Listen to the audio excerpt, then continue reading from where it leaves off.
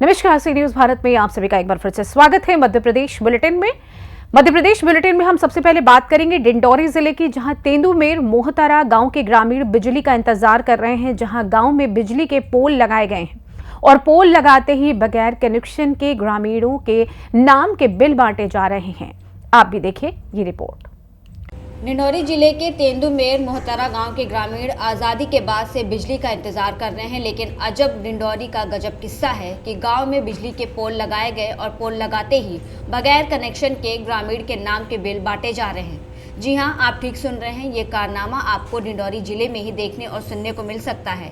आप वीडियो में नज़ारा देख सकते हैं कि विद्युत विभाग के द्वारा 5 साल पहले पोल खड़े किए गए हैं। ग्रामीण बिजली के पोल पर सप्लाई लाइन लगने का इंतजार कर रहे हैं, लेकिन जवाबदार विभाग और बगैर कनेक्शन के समय पर ग्रामीणों के घर बिजली का बिल पहुंचाने का काम कर रहा है। वहीं विभाग के अधिकारी का कहना है कि अभी इसके बारे में जानकारी नहीं है, जाँच करवाई जाएगी। क्या नाम भी है? शिव कुमार। कहाँ के रहने वाले? तेंदुमेर मोहतरा। क्या समस्या है? ये लाइट की प्रॉब्लम सर, 5 साल हो गया, खंभा गाड़ी वायरिंग नहीं हो रहा, तार खींचिच नहीं, तार खींचे ही नहीं है तार, और बिल आ रहे हैं। बिल आ रहा है। क्या नाम भी है? समर सिंह धरोई। कहाँ के रहने वाले? ग्राम पंचायत तेंदुमेर मोहतरा। क्या समस्या है? लाइट का समस्या है सर। कैसा लाइट? पोल गड़ा है, वायरिंग नहीं हुआ है और बिल आ रहा है सर। बिल कब से आ रहे हैं? बिल तो बहुत दिन से आ रहा है सर, जब से लाइट चालू है तब से बिल आ रहा है सर।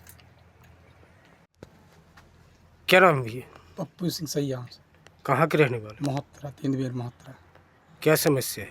अरे लाइट के लाइट पोल गड़ा है, 5 साल हो गया सर, और ये वायरिंग नहीं हुआ है, बिल आ रहा है पूरे। लाइट का वायरिंग किए च नहीं है, नहीं किया है, तार फैलाए च नहीं है, नहीं फैलाया है, और बिल पहुँचा रहे हैं। बिल पहुँचा रहा है। कब से? बहुत दिन हो गए बिल पहुँचाते सर, जब से लाइट लगे तब से। सर, तेंदुमेर मोहतरा के ग्रामीणों का आरोप है कि लगभग 5 साल से खंभे तो गड़े हुए हैं, लेकिन उनमें तार नहीं लगी हुई है, और दूसरी चीज़ उनके यहाँ बिल पहुंचाए जा रहे हैं। जानकारी आपके माध्यम से हमें प्राप्त हुई है। अभी इसकी वास्तविक स्थिति की जांच करा करके कार्रवाई की जाएगी। डिंडौरी से सी न्यूज संवाददाता दीपक नामदेव की रिपोर्ट। रुक करेंगे ग्वालियर की ओर, जहां राजस्व अधिकारी के होश उस वक्त फाख्ता हो गए जब उनके व्हाट्सएप नंबर पर पूर्व एसडीएम राघवेंद्र पांडे का एक एमजीएस आया, जहां एसडीएम पांडे की 4 साल पहले ही मौत हो चुकी थी। क्या है पूरा मामला, देखिए इस रिपोर्ट में।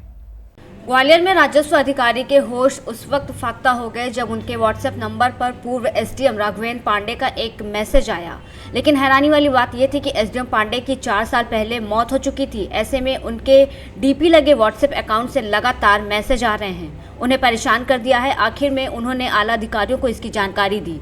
दरअसल ग्वालियर में तैनात एसएलआर रविनंदन तिवारी अपनी ड्यूटी करने के बाद घर लौटे थे। अचानक रात में उनके मोबाइल पर एक मैसेज आया। मैसेज करने वाला खुद को पूर्व एसडीएम राघवेंद्र पांडे बता रहा था। पांडे के नाम से एसएलआर रविनंदन तिवारी से 30,000 रुपए मांगे गए थे। शख्स ने खुद को एसडीएम राघवेंद्र पांडे बताकर व्हाट्सएप चैटिंग पर रुपए मांगे। माजरा देख रविनंदन तिवारी समझ गए कि जालसाज उनको ठगने की कोशिश कर रहा है, जबकि दूसरी ओर जालसाज ने ठगी के लिए पूरी प्लानिंग के साथ अटैक किया। लेकिन उसे ये नहीं पता था कि पूर्व एसडीएम राघवेंद्र पांडे को दुनिया से गए हुए 4 साल हो चुके हैं। साल 2020 में राघवेंद्र पांडे की कोविड के दौरान मौत हो गई थी। रविनंदन ने अधिकारियों को इसकी जानकारी दी।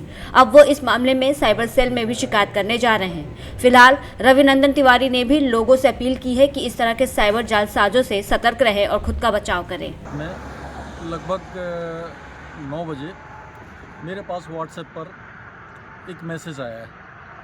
पूछा गया कैसे हो, तो मेरे द्वारा रिप्लाई दिया गया।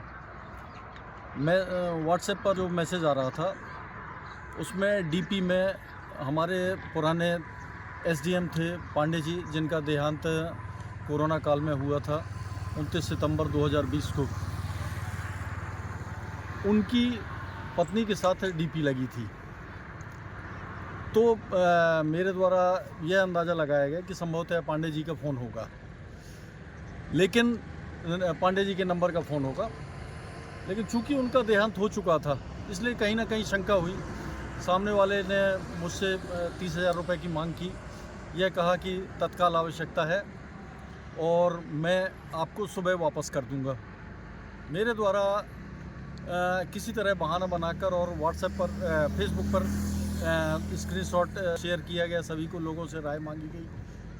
तो मैं तो किसी तरह से इस फ्रॉड से बच गया, पैसा देने से बच गया। लेकिन मेरा सभी लोगों से, देखने वालों से, सभी से यह अनुरोध है कि आपके साथ भी ऐसी घटना हो सकती है, इसलिए साइबर फ्रॉड से बचें। और अगर इस टाइप की कोई आपके पास जानकारी आती है, आपके पास कोई डिमांड आती है, तो आप 1930 पर साइबर क्राइम में तत्काल कॉल करें या लिखित शिकायत करें। धन्यवाद। ग्वालियर से सी न्यूज़ संवाददाता शिवम सिंह चौहान की रिपोर्ट।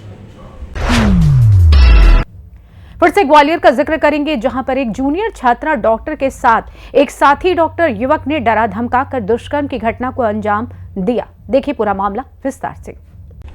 ग्वालियर में एक जूनियर छात्रा डॉक्टर के साथ एक साथी डॉक्टर युवक ने डरा धमकाकर दुष्कर्म की घटना को अंजाम दिया, जिसकी शिकायत छात्रा ने पुलिस से की है। वहीं पुलिस ने छात्रा की शिकायत पर आरोपी जूनियर डॉक्टर के खिलाफ मामला दर्ज कर उसे गिरफ्तार कर लिया है। दरअसल रविवार की शाम 25 साल की एक युवती कंपू थाना पुलिस के पास पहुंची और बताया कि वो जूनियर डॉक्टर है और दतिया में रहकर MBBS की तैयारी कर रही है, जिसके फाइनल ईयर में उसकी बैक आ गई थी, जिसकी परीक्षा देने के लिए वो ग्वालियर आई हुई थी, जहां उसे ग्वालियर में MBBS करने वाला जूनियर डॉक्टर संजय कुमार इवने मिला। परीक्षा के बाद संजय उसे अपने साथ मेडिकल कॉलेज के पुराने बॉयज हॉस्टल के रूम में ले गया। यहां उसके साथ गलत हरकत करने लगा। जब छात्रा ने इस बात का विरोध किया तो संजय ने उसे डरा धमकाकर उसके साथ दुष्कर्म की घटना को अंजाम दिया। जब छात्रा को उसके साथ गलत होने का एहसास हुआ तो वो पुलिस के पास पहुंची और शिकायत की। वहीं पुलिस ने छात्रा की शिकायत पर डॉक्टर संजय कुमार के खिलाफ मामला दर्ज कर आरोपी डॉक्टर को गिरफ्तार कर लिया है। CSP अशोक जादौन ने बताया कि दोनों ने साथ में रहकर MBBS की तैयारी की थी, लेकिन दुष्कर्म की शिकार जूनियर डॉक्टर की फाइनल ईयर बैक आई थी, जिसकी परीक्षा देने के लिए ग्वालियर युवती आई थी। इसी दौरान आरोपी डॉक्टर ने इस घटना को अंजाम दिया।